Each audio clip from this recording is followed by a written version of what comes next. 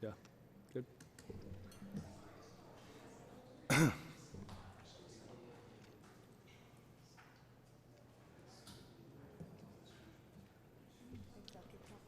Yeah, that's fine. Good evening.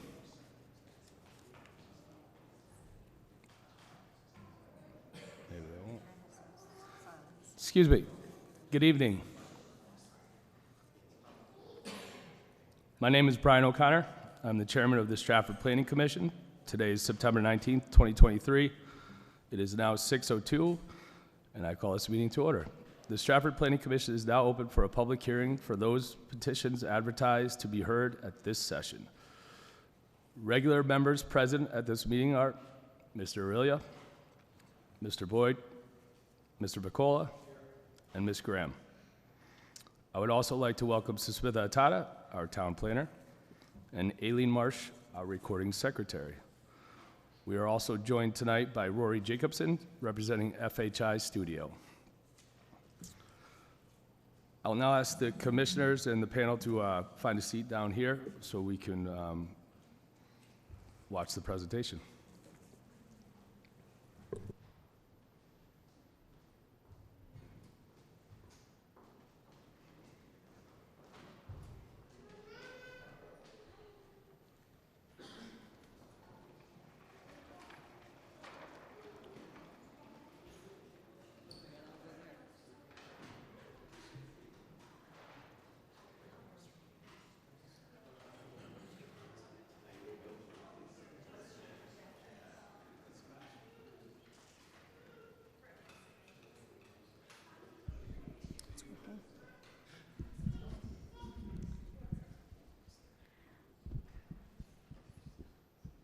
Aileen, you're going to sit there? Are you going to sit there or come in here? Okay. Hello? Yeah. Good evening, everyone. Thank you for joining us tonight. And this is a very exciting moment for our Planning Commission. We worked really hard on this Town Plan of Conservation and Development update for almost a year. And I think we tried our best to include everyone's comments and feedback to the best that we can. Just for the record, I wanted to state that this document was out for public comment on the Plan Stratford website from June 23rd onwards, and it was referred to the Waterfront Harbor Management Commission and Connecticut Deep and Regional COG at the same time, pursuant to state statutes. It was also placed on the town clerk's land records at the same time. And we also had another paper copy that was made available at the Stratford Library for residents. There were a few residents who came to my office and, showed me some suggestions for changing the graphics in the maps or color schemes or titles, which we made in the document. And the technical advisory committee members comprised of the department heads and the mayor. They all had an opportunity to look at it, and they, commented on the online document, which we made changes in this document.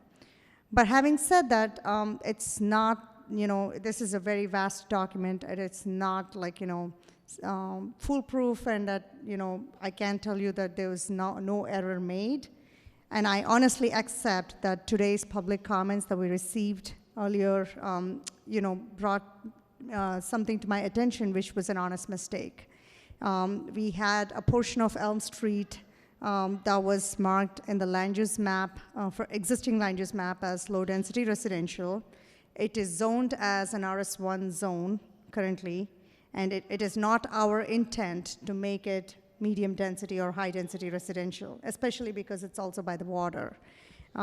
So we will fix that in the POCD document if it is adopted today, and that I think, I just wanted to state for the record so that it eliminates any confusion among the residents and the chairman here and the members of the commission. So I want to introduce Rory Jacobson, who is our consultant planner, and she is a primary project manager with FHI Studio, working on this project for almost a year with me. Rory will make the presentation today, and after her presentation, the chairman will invite us back to the podium, and then I think he will open it up for the public comment and discussion.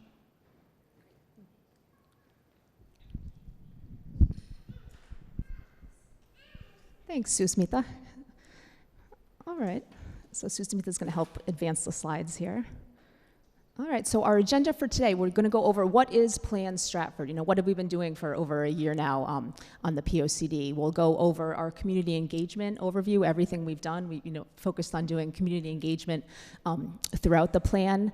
We know this is a land use plan, so we'll take a look at some of those land use goals and objectives, and then we'll go through chapter by chapter, really high level, just some of the summary highlights and goals that we were aiming to accomplish with each of these chapters. So you can keep going, Susmita.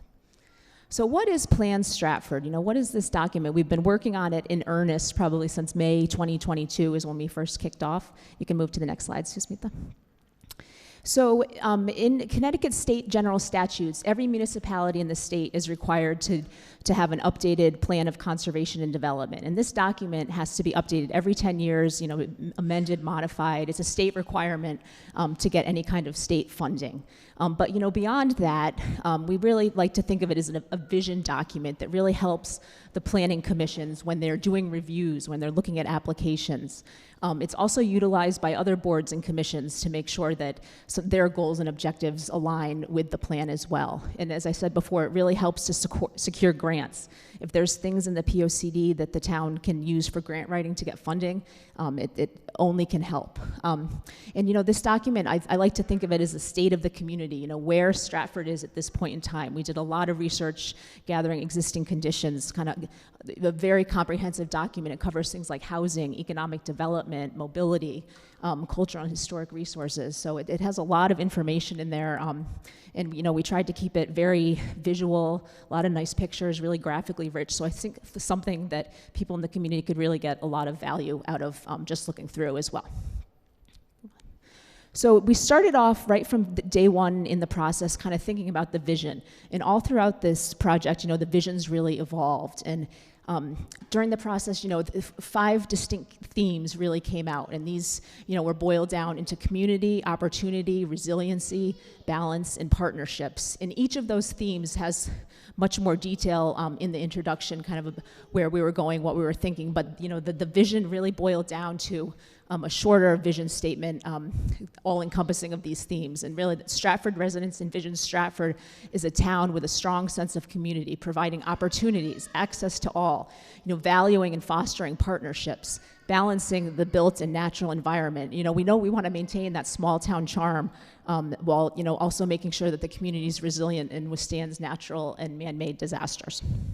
So that was the kind of general vision, but as I said, in the plan, we dig into each of those themes a little bit more. So our community engagement summary, I think this was really the key piece of this plan. We did so much engagement all throughout this process. Our first meeting was with the Technical Advisory Committee, and this committee was made up of about 25 different board members here in town, so people with direct knowledge to certain things, town engineer, police and fire, senior center, Baldwin Center. We also had the Community Advisory Committee, members of the Planning Commission, and these folks were involved way more than any other community I've ever worked with. They came to everything, our workshops, our pop-ups. They were really, really invested in this process and what the community had to say. We did launch a project website very early on, so it's been up now for over a year. It had an online mapping tool where people could ping points and give us feedback in a geographical way, and we took all that feedback as well. We launched an online survey in both English and Spanish. This got over 1,000 responses from residents, and we used that. Everything was taken into the plan. We set up what we called stationary boards at the library and the Baldwin Center, so folks that don't use the internet could go on and leave comments, get involved. We also made a promotional video, and we'll be doing a second promotional video at the end of this process. And we did a lot. We did pop-ups at different community events. I think we did 4 different pop-ups, places like Main Street Festival. We were at Latin Festival, the farmers markets. We wanted to reach a diverse audience. We went to the high school during lunch, talked to high school students there. I think talked to about 400 kids. It was really great. We did 3 different public workshops. These were held at 3 different geographic locations throughout town. And Tammy at the Senior Center said, we heard from the older adults at the Baldwin Center that they want to attend workshops, but they don't like to drive at night. So we pivoted and we made sure that we did an older adult workshop during the day after senior bingo. So we were there. We also knew that housing was a very important topic for the plan. So Glenn Shalder, our housing consultant, helped us with a housing-focused workshop that wasn't part of our original plan, but we kind of pivoted to accommodate that. We also did 10 interviews with boards and commission members, and there's more than 10 boards and commissions here in Stratford, so we grouped them by similar topic. And we also did stakeholder interviews with outside sources, so people like Connecticut DOT, MetroCog, Metro North. We met with the State Historic Preservation Officer, and a lot of different entities, about things here in Stratford, to get some good feedback and recommendations. So, we know this is a land use plan, so it has quite a bit of a land use and zoning focus. And all throughout the process, we kept hearing over and over again, maintain Stratford's small town charm, its coastal New England feel. We didn't get the sense, nobody here wants Stratford to be Stamford or Norwalk. They want it to be Stratford.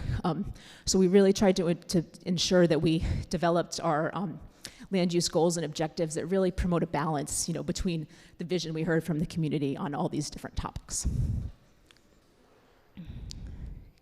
We worked with Jay, the zoning enforcement officer, the mayor, other people to look at the future land use map and create a future land use map that's realistic and responsive to some of these anticipated changes.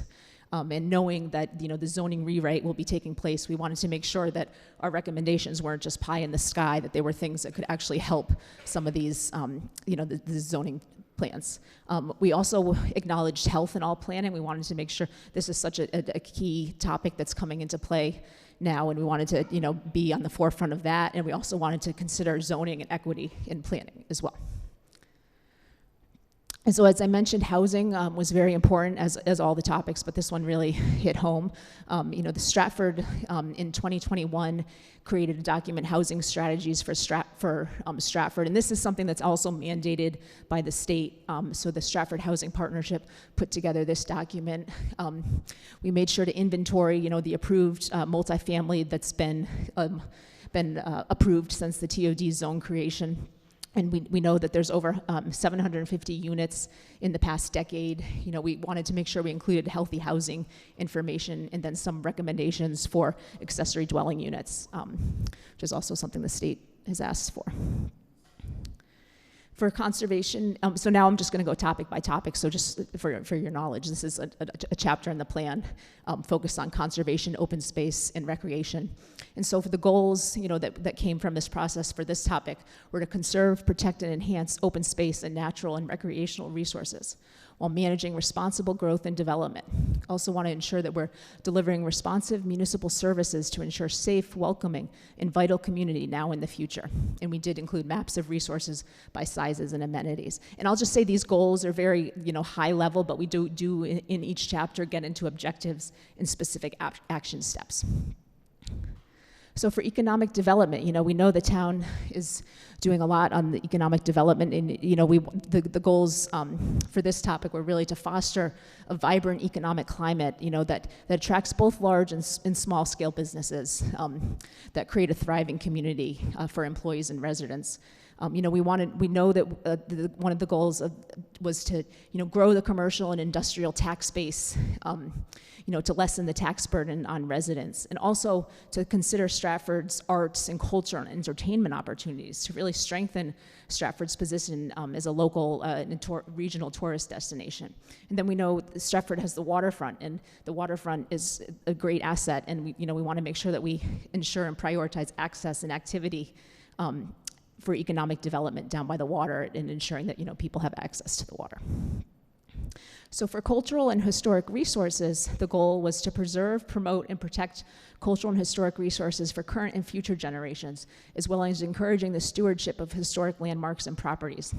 And we did work very closely with the State Historic Preservation Officer to look at, floodplain, to look at historic properties and recommendations for floodplains, because we know that's a concern here in Stratford as a coastal community. And then for mobility, Stratford's doing a lot on the mobility forefront, and we wanted to make sure we highlight all of these different ongoing projects. Stratford has a greenway, there's complete streets underway. A lot of communities don't have assets like that, so we wanted to, provide updates about those projects, many of which have been completed since the previous plan. So the objectives and action steps in this chapter really help to aid implementation of some of these projects, the complete streets and greenways and pathways. And then, through this process, we've maintained strong partnerships with DOT, MetroCog, Sikorsky Airport, Metro North, and other local and regional partners as well. So for community facilities, infrastructure, and utilities, the goal was to provide high-quality community facilities, services, and infrastructure that are both fiscally and environmentally sustainable while also meeting the evolving needs of the community. And you'll notice, in the plan, there's a lot of different, what we call call-out boxes that talk about different things. And one of these, this is just an example of the Stratford PAL program, the Police Activities League, that does things with children in the community. So Stratford does a lot, and we wanted to make sure that we highlighted all of these, the great programs that are available to the residents here. So you'll see things like that as well. And for energy and environment, the goal was to ensure that Stratford's a sustainable and thriving community. It benefits and supports clean energy, preserves and cares for its ecosystems, prioritizes environmental cleanup and protection, fosters community and ecosystem resiliency, and prepares for any coastal changes in fiscally and environmentally sustainable ways. And Stratford is one of, I think, only six municipalities in the Connecticut to achieve the Sustainable CT Climate Leader designation, so that's something that everybody should be really proud of. And we wanted to highlight all of the different initiatives that are going on here in Stratford related to sustainability. So for waterfront and resiliency, we went back and forth on this, do we break this chapter up into two separate ones? But then when we came back to it, we said, we really want to emphasize the connection, between coastal management and climate resiliency, and really, strike that balance between economic growth and flood risks, with extreme weather conditions and concerns. We've had, throughout this process, really close coordination with the Waterfront Harbor Management Commission to ensure that this plan is in compliance with the Connecticut Coastal Management Act, and we incorporated the Waterfront Harbor Management's waterfront vision of 2023. So our last chapter was placemaking and urban design, and so this one, for the goal was really to promote vibrant community gathering spaces for residents of all ages. We heard over and over again, it really matters how it looks. People love the planters, they love, the landscape, but it really matters how it looks, and we did emphasize that since the existing plan, the Architectural Review Board has been established to review proposals for aesthetics. So, implementation, a plan isn't going to do anybody any good if it just sits on the shelf. So we wanted to make sure that our implementation strategy was really user-friendly.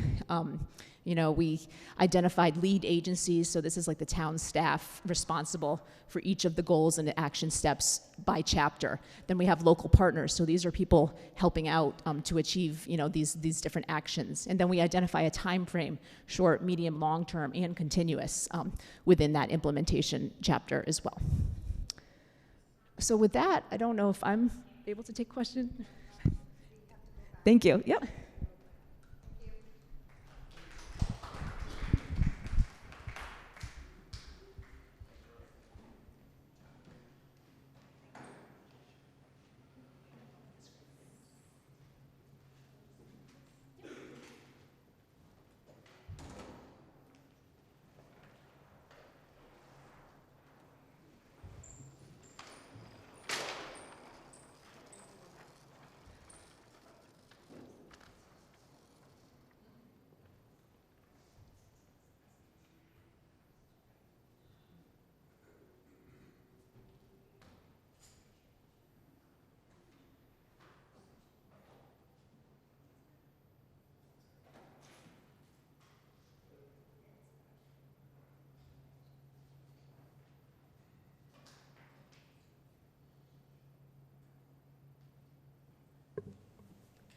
Good evening again to all the new faces.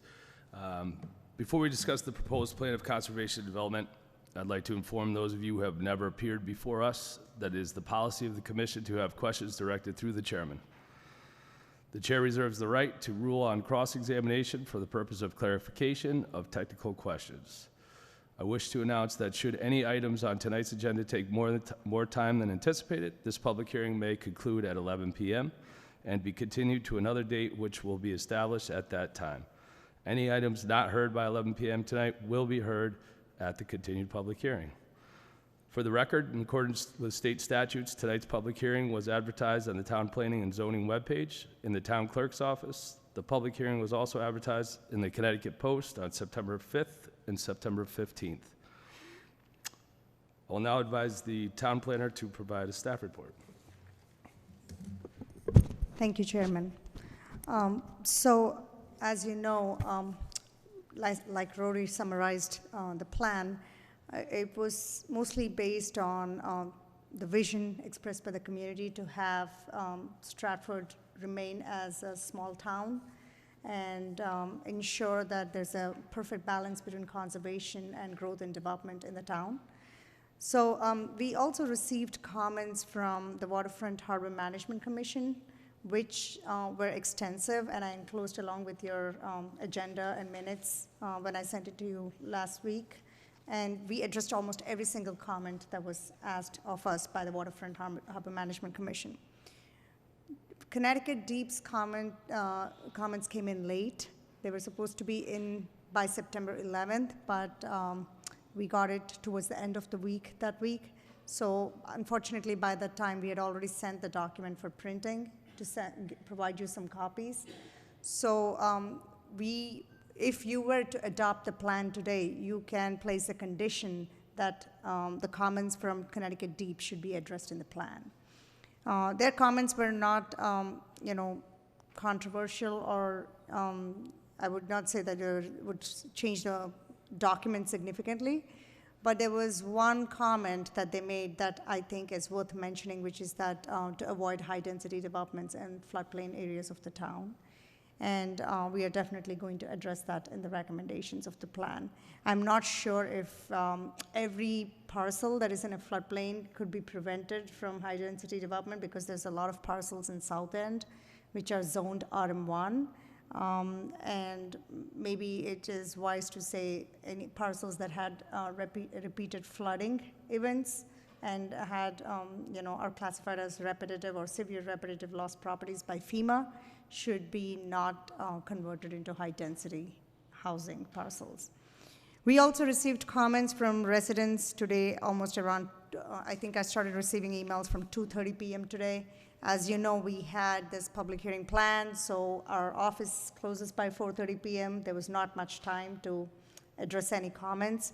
But after reading the comments, they are all similar, and I think the comments are from Katie Sparer, and Mark Lee, Peter Bow, and Yasmin Kelly, Joel Kelly, all of them from Elm Street, no addresses here. But they brought a very valid point, and it was pure oversight that, we did not realize that Elm Street was identified as a high-density residential area in the future land use map, because the current land use map shows that as a low-density residential area, and the current zoning map shows that this area was zoned as RS1.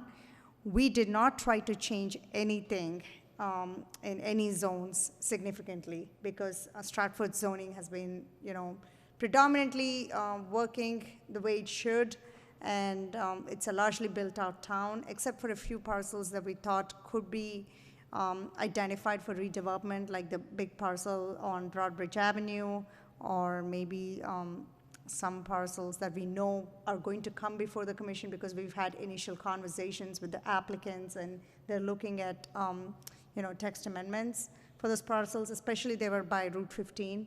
Those were the parcels that we actually identified for future land use map change.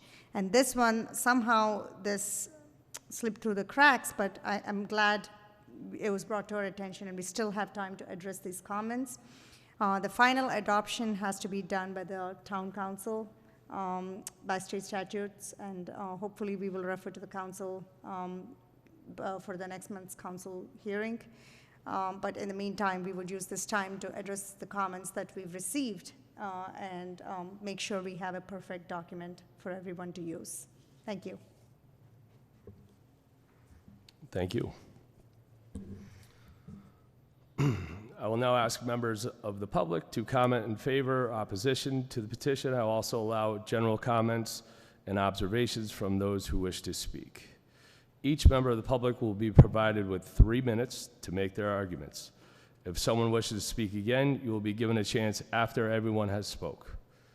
Is there anyone who wishes to speak in favor of the POCD?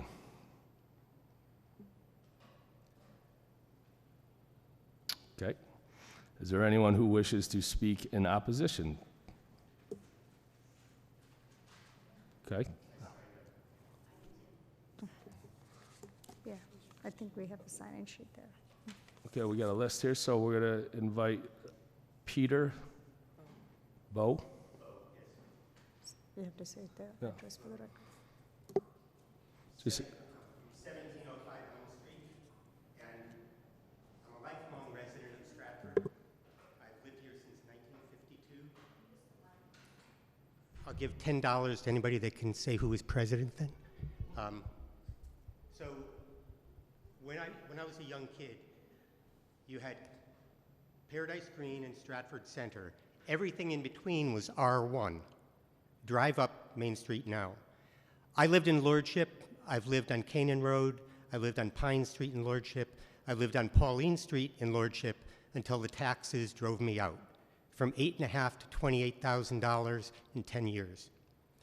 I moved to Elm Street because I loved that area. My wife and her family were actors. It was the Shakespeare Theater that brought them up here, and we were married. In the past, we've been at Elm Street for about 10 years, and it scares me sometimes to go out and cut the grass because the speed limit is 25 miles an hour. I would love to have the police department come to put that measuring thing out. People are going 40, 50 miles an hour. The point I wanted to make is that that's a beautiful family-oriented area, but in the last maybe 5 years, you have Main Street and Stratford Avenue. You have the lofts up on Ferry Boulevard. You have across from Stratford Liquors, another place. And I was concerned about 1433 Elm Street, that I don't know if that's 2 acres or if it's more than that, but I was nervous, and thank you for clarifying that might be put in as high density, because those other changes are high density. And that's not something, I didn't move there for it. I haven't stayed in Stratford for that. And I was concerned when I see to maintain that small town charm. The small time charm that I knew ended probably in the mid-'60s. A lot of factories moved out. I don't want to see us become Norwalk or Stamford, but within a couple miles of my house, there are probably, I would say, looking at the numbers you had on there, if there are new ones put in, it's going to probably exceed 500 or 600. And that concerns me. I appreciate you said for or against. There are some things in the plan I laud you for because it's great, but the development part has to really be taken seriously, and considering current residents and how that is going to be applied. So thanks. thank you for your time.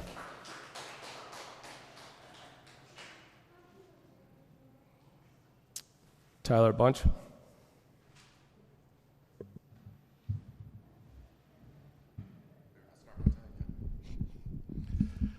Tyler Bunch, 1661 Elm Street. Firstly, I'd like to compliment you on the document. This was the first time I saw the updated changes complete today, and it's very accessible, it's very easy to read. You've done a lot of work, and it's quite commendable. I participated in this process in a lot of the different areas that you afforded the opportunity to do so, and I thank you again for that. My presence here was reactionary at first because of the changes that I saw in the document as of September 14th. I'm glad to have it clarified that Elm Street is not going to have a zoning change. That having been said, I also want to clarify some of the things that I've brought up when contributing in the past. And in remark to the small town feel, just cautioning the efforts moving forward that, to me, that has to do with existence of architecture, not style of architecture. Small town means fewer buildings, and if ever there's the possibility to not change anyone's green space to a building, any tree to a building, use existing footprints in whatever manner you like. You want to tear them down and put up a bigger one, I guess I'm kind of okay with that, but the notion that we would build more, not really on my preferred agenda in terms of the face-forward small-town aspect, because it seems that the major metro center and the places that you want to create as a magnet to have people come here, what they're going to see between train station and these things that are going to be created are more buildings. It won't feel like a small town between the train and these new attention-getting centers, at least on paper.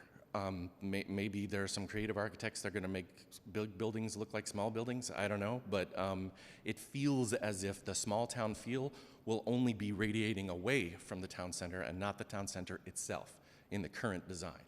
Additionally, the bike lanes that are planned to be created. I appreciate that people believe that those 4 or 5 months out of the year, people are still going to ride their bikes to the train station. I don't think it's going to happen. They're sure as heck not going to ride their bikes to the grocery store. Most of the people who have come to this group talking about bike riding want to do exactly that. They want to go on weekends and ride their bikes. Any changes that you want to make creating beautiful little trails for bikes along the riverfront, awesome. But if there are plans at all under design, which there was at one point, for instance, to effectively eminent domain part of my yard for a bike lane, I would prefer that didn't occur. That's all. Thank you for your time. Thank you. Looks like Joel Kelly.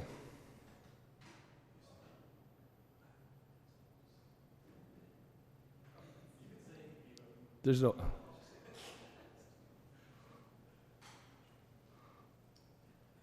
Hi, Joel Kelly, 1505 Elm.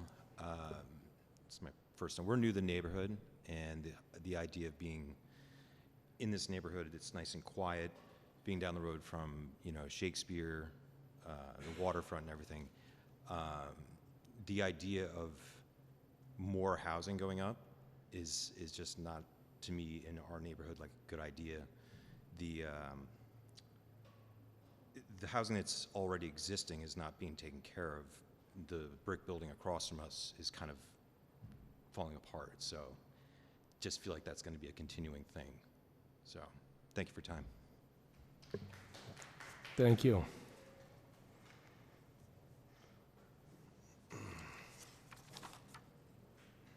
Marka Lee.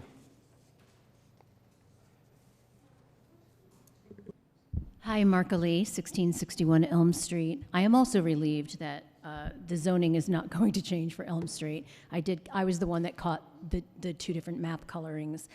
And I just wanted to let everyone know, I have participated in the POCD over various incarnations. I have commented online out the wazoo. I could not make any of your pop-up meetings. I work a lot. I'm an artist. I'm an actor. And I've got a lot going on, and it's very hard sometimes. I feel like I have to babysit the town website because a lot of people say to me, I didn't know this, I didn't know this. It is a very difficult town website to navigate. It's like spelunking. If you go in there and you go down like list after list after drop-down list after drop-down list after drop-down list, and then you go to somewhere else where there's a document that's 300 pages long, it's impossible for everybody to see that and follow that. So I do appreciate that you put it in the Connecticut Post. I'm not a subscriber. I found out about this today from the Crier. My husband got an email. So I do appreciate that you put it out there, but it's important that you really, really reach out more. I'm sorry that you think you reached out a lot. You didn't, because a lot of people didn't know about this. So the fact that I have commented and commented and commented and thought, okay, I can relax for a summer and go do something and work on my art, and have to find out, oh, God, they've changed it again. I've got to run in and talk again, and there's a mistake, and oh, it wasn't a mistake, and now I've wasted an entire evening being here over a shade of brown as opposed to yellow. But that being said, and I'm glad that there's no zone change, Ferry Boulevard looks horrible. It looks janky. Those developments that have gone up make, yes, the right off of I-95 look just like nobody gave it any thought. Like just people just sold the land and they're just popping up randomly, and it's sad. There was a forested area next to the Blue Sky Diner. I know you don't want to hear it, but I just feel like it feels like that a lot of the times that council or whatever doesn't want to hear it. But that area, I'm very involved in the environment. I'm very involved in local biodiversity. It doesn't necessarily mean the forest or the beach. It means little in-between places where a monarch butterfly might have landed, like laid their eggs. There used to be a patch of milkweed over there. And I remember watching, this time 3 years ago, monarchs leaving that patch of milkweed. And then 2 years ago, it was mowed down this time of year, which means whoever mowed it killed tons of monarchs. Just blatantly, just didn't give it any thought. There was no thought. There's no real plan of conservation. There's lots of plans of development.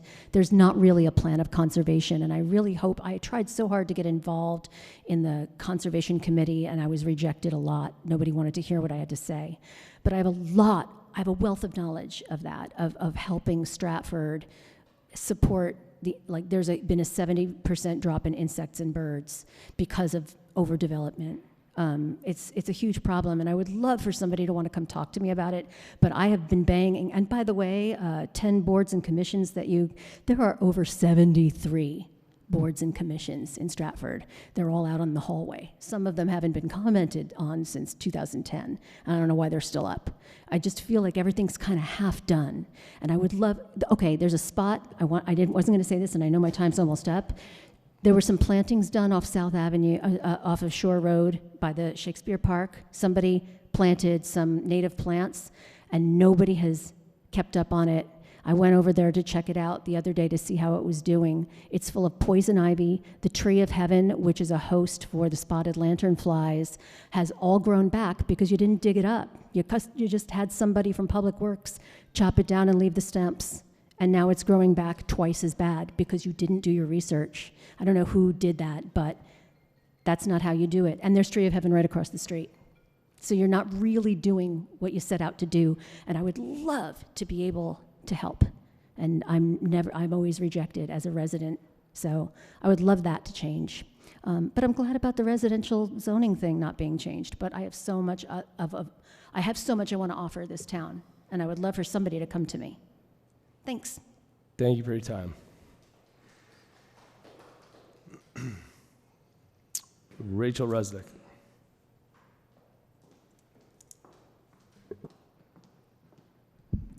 Hi, good evening. Rachel Rusnak, 1515 Elm Street, and Lucas. So I had looked at the plan earlier this summer, and I really appreciate all the tacks that the contractor took in putting the plan together, because I felt like it was a big improvement over some past efforts, lots of opportunities to provide input, which I think me and my neighbors really appreciated.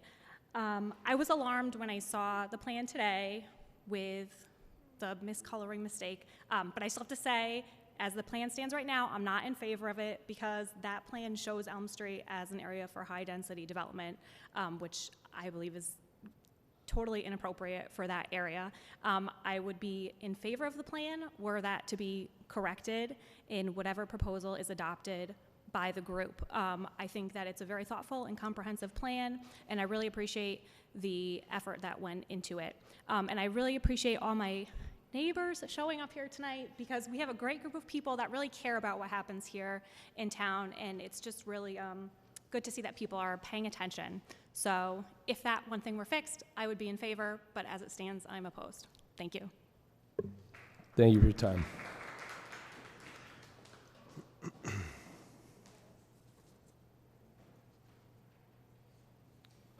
Chris.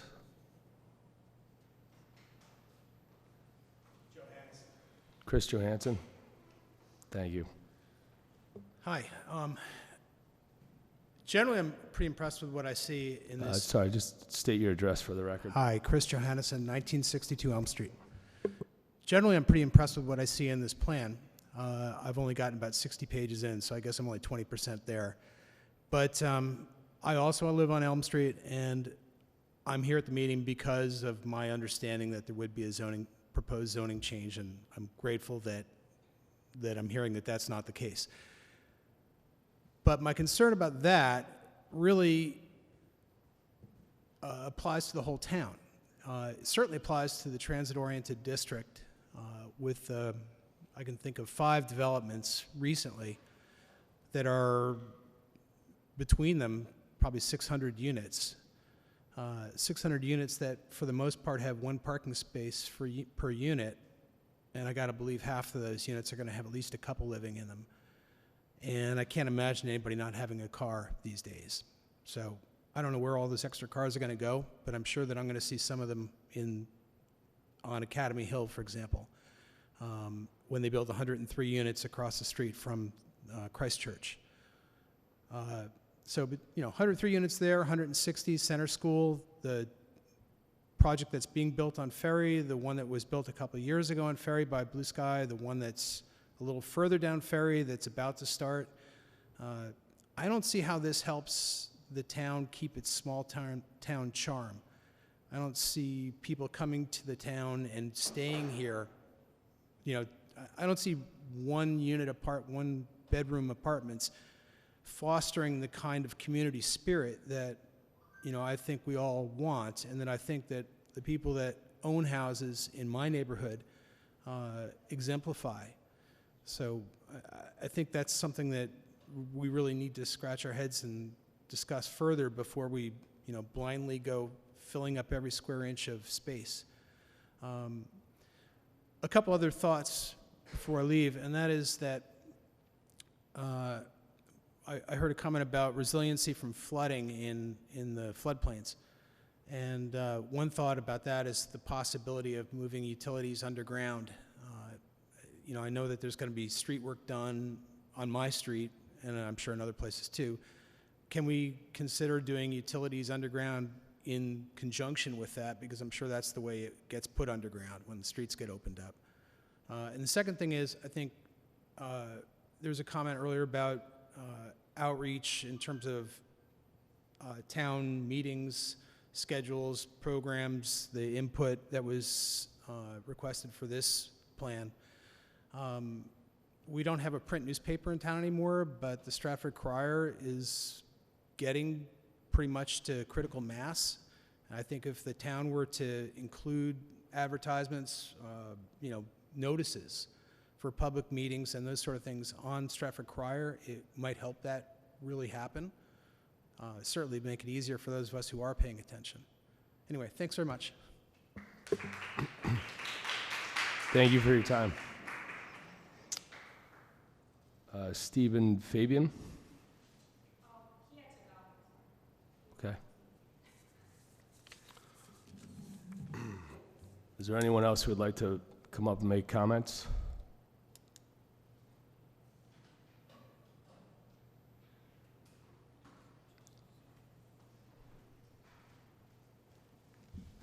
I didn't sign in. I'm sorry. I was late fine. too. My name is Donna Hanson. I live at 264 Breakers Lane, down from the end at Sniffen's, near the restaurant, the landing. Well, anyway, I guess I wanted to come to find out what was happening. I had attended an event that was talking about this planning, the 10-year forward thing that was held at the senior center. Sorry. So I guess I want to kind of know a little bit more. I looked online. I see there is a booklet. It came out in May. I did receive the information from Mayor Hoytek, and that was a public hearing notice, so I was grateful to read about that. And the information that I picked up today coming in the Planning Commission August 15th.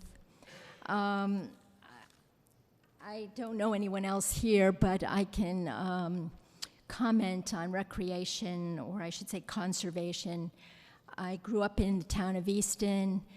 I hope that town remains rural. So far it has, but I moved here. It'll be 20 years next year. I love it here.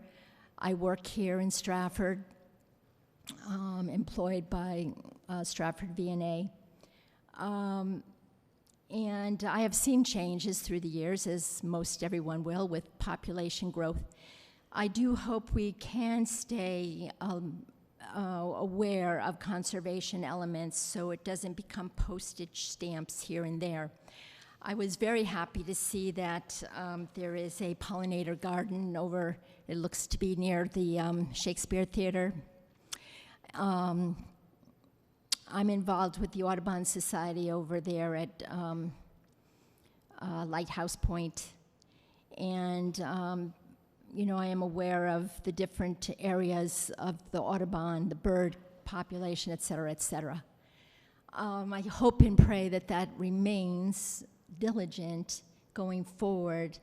It is important to have economy and, you know, growth and all that wonderful thing, because if we didn't have growth, it would be stagnant.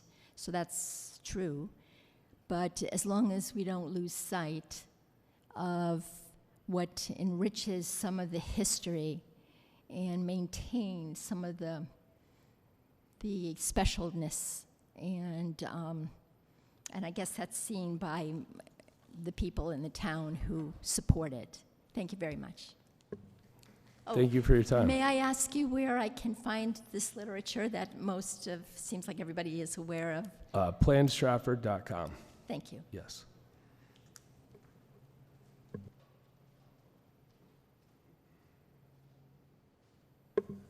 Is there anybody else who would like to speak?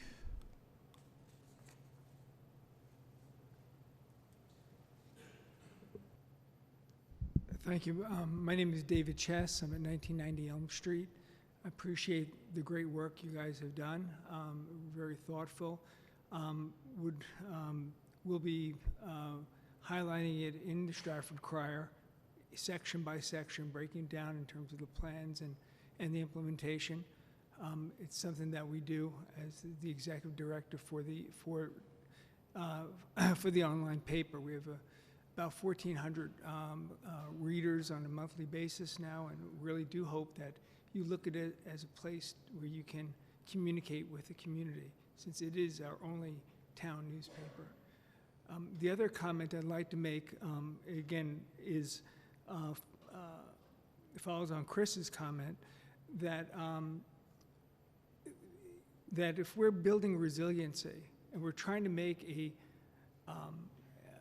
town which is, high risk for flooding.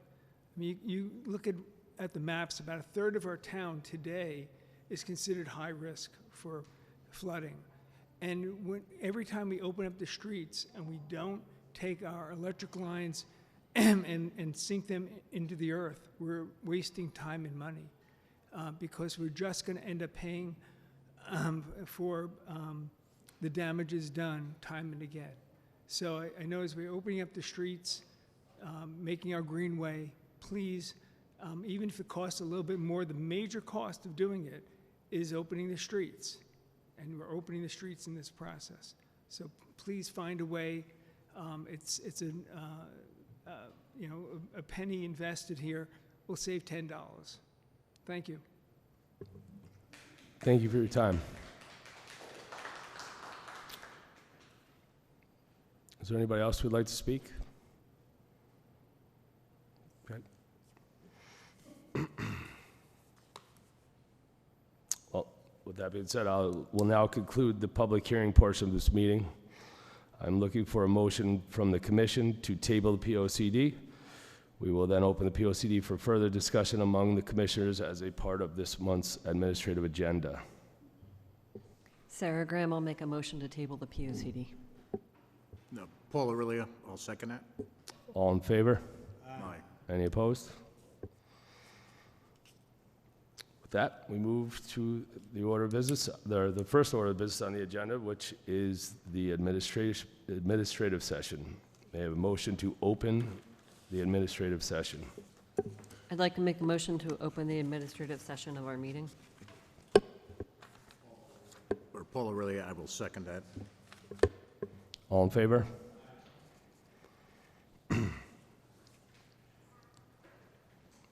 I'm now looking for a motion to take the proposed plan of conservation and development off the table and open this agenda item for discussion. Sarah Graham, I'd like to take the POC off the table and open it for discussion. Paul Aurelia, I'll second that. All in favor? Okay. First, again, we had some good positive feedback, and I want to continue that with thank you all, everybody in this room, for working so hard on this project over more than a year. We put a lot of time into it, and I thank you guys. You did a great job. Do any of the commissioners have any questions for either Rory Jacobson, the FHI studio, or for our town planner? Paul Aurelia, just a comment for Rory Jacobson. I wanted to say thank you for the work that you put into this. Having been involved from the beginning, I can't imagine a more thorough information gathering process, and I think you did a great job. I just want to say that for the record. Do any other commissioners have any questions or statements they'd like to make? William Boyd. It seemed that we got a lot of comments from Elm Street. You said the packet went to printing prior to us catching that. We're going to add an addendum to like the back of it, noting that what's our plan to just, No, it's all right. It goes to the chair. Roy, if you don't mind, can you come up and just let us know how you plan on altering? Obviously, he's talking about there was a mix-up on the color coding of the Elm Street, map. exactly, yeah. So I'll work with Susmita and Jay to make sure that, the final copies have that amended so they don't have anything to worry about. I feel terrible that they had such a panic and came here tonight for no reason, but I think we'll definitely get that worked out right away. And we, as Susmita mentioned, we did get feedback from Deep that we'll incorporate, and they were overall very favorable, and really, they provided a nice letter about some changes. So we'll work through that and make sure that before this goes to council and gets finalized, that those will be all corrected. Thank you. And just to be clear, this printed copy is a draft. This has not gone to mass production. It'll be a draft until the council votes in favor for it and approves it for adoption. So this is just a draft. So essentially the color coding will be redone. I believe we should still make sure that we address it if we were to adopt it today, as well as, the deep recommendations. And I believe there's a few small things from the Waterfront Commission. I think most of them were addressed, but there's a few things that just need to be hit on. Yeah, exactly. And the Waterfront and Deep, their comments came in kind of well after our cutoff. So Susmita and I did the best we could to address those, in a timely manner before. But we wanted to make sure that we got this to you guys, toward the end of last week so that you could at least take a good look at it. Thank you. Are there any other questions? Paul Aurelia, I have one for Susmita. I kind of lost when you were explaining about the recommendation not to do high-density housing projects in the FEMA-identified flood areas. Could you go over that again, please? Sure. So their recommendation was to not propose high-density residential in flood plains of the town.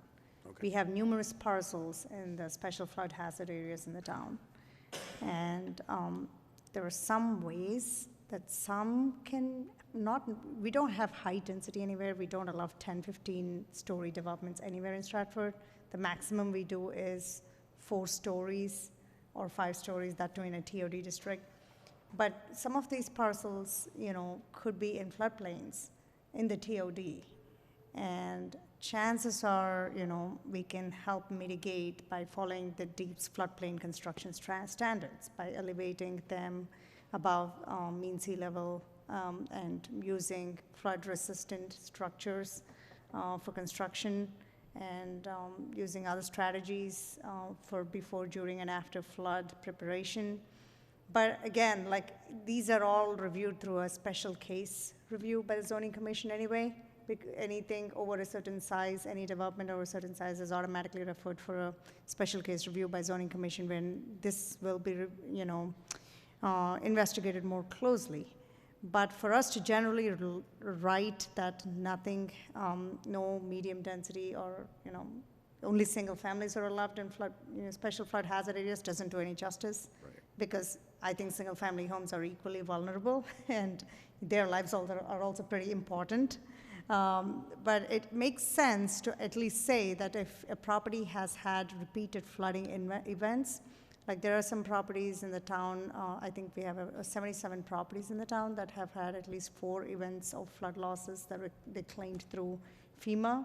So maybe those properties should not be further identified for medium or high density residential, because now those properties already claimed so much money in flood losses, and if they are going to rebuild those parcels to 4 or 5 story buildings, then it's going to be not so beneficial to the community. However, I can tell you that those are all individual parcels in single family zones, so I don't foresee anything like this happening. I think maybe Deep was alerted by the same mistake we did, which is why the Elm Street residents were here. Maybe they saw the high-density residential by the waterfront, and they said to eliminate high-density residential by the waterfront or in floodplains. But I get, where they're going, and we're going to fix that on Elm Street. Mm-hmm. Thank you. I just want to go back to the accidental color coding of the high density. As we all see in the book, several pages, and everybody has been working tirelessly on it, and particularly Rory and Susmitha. And I just want to point out and leverage the fact that we've shared this publicly with everybody. We've done as much as we could to allow everybody to have a say, and clearly this is a great, showcasing of how that works and how we're getting input from the town. So I want to thank the folks that did make that comment, and I'm sure it would eventually get caught, but it just shows how great it is to work in a town like this that cares. So that will be corrected, and we're going to move forward. And as you know, everything goes to the waterfront. When we're on the coastline and we have to make any render any decision, we have the town engineer putting input. We have a lot of other groups that are putting input, so nothing just happens by itself. With that being said, does anybody else have any comments? I had a question. Sure. Susmitha. 2. First one, what is considered high density? Is there a number? Yes. Yeah, I think it's 5.8 dwelling units per acre or something. 5.8? Yeah, roughly around that. So in our zoning map, we allow 40,000 square foot lots, 10,000 square foot lots, 7,500 square foot lots in RS3 and RS4 zones, and then on RM1 zone, sometimes 5,000 square foot. If, you said a certain amount of units? So it's not classified as units, but parcel sizes. Parcel size. So when you look at our map, the RM1 zone is considered high density, and the TOD is considered high density. Okay. And the next question, and this probably for you, on Ferry Boulevard, the new apartments they're building, it looks like those are raised. Was that with the flood mitigation in thought? Based on how those were built? I think maybe they are. I have no idea. This was before my time starting here, and it took so long to build. But I think maybe, if they are in floodplains, they would have definitely adhered to the FEMA construction standards. Okay, thank you. Thank you. Does anybody else have any comments, questions? If not, I will be seeking a motion. Paul Aurelia, I'll give that a try. I might need some help. So I'd like to make a motion that we recommend approval of the new POCD to the town council with the following conditions. That the issue with the wrong color coding on the map be straightened out. For the Elm Street area, thank you. That the Connecticut DEEP's comments be instituted if they haven't been already, or at least be looked at before institution. And the third, and probably the important one, is that any parcels identified by FEMA as floodplains or subject to flooding events not be considered for high-density housing, or at least have a mitigation plan in effect to address any flooding concerns before being considered. Can I add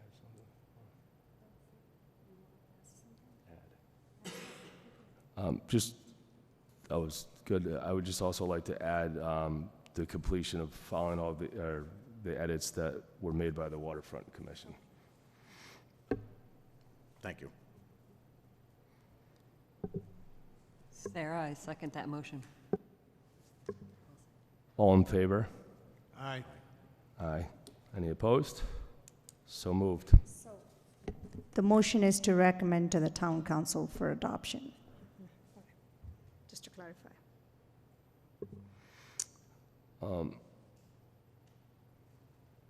Our next order of business is item 2 on the agenda, the approval of the regular meeting minutes from our regular meeting on August 16th, 2023. Make a motion to approve the minutes. Paul Aurelia, I'll second that. All in favor, say aye. Aye. Aye. It was brought to my attention this afternoon that, you know what, Mr. Smith, if you don't mind, can you give us a background? Sure. I wanted to let you know that I received this request from 630 James Farm Road applicant for extending the map filing deadline for his application that was approved a long time ago. I think I have the approval letter here.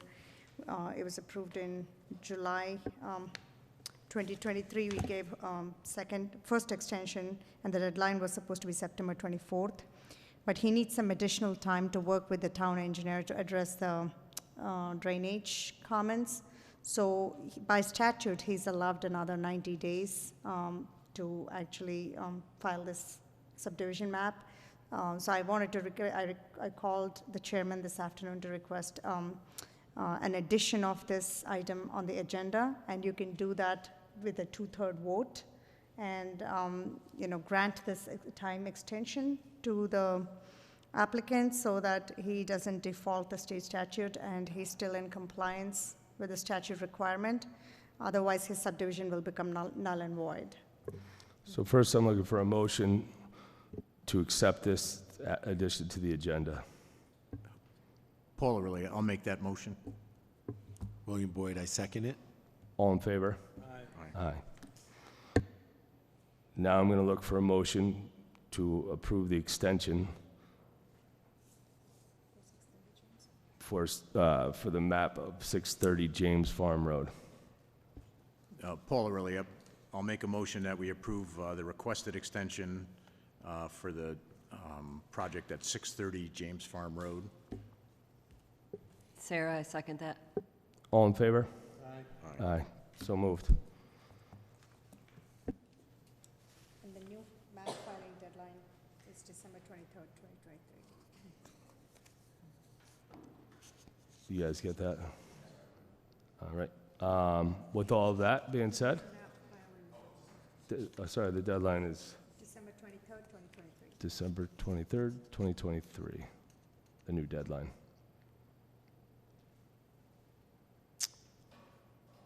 I'm looking for a motion to adjourn. All in favor? Aye.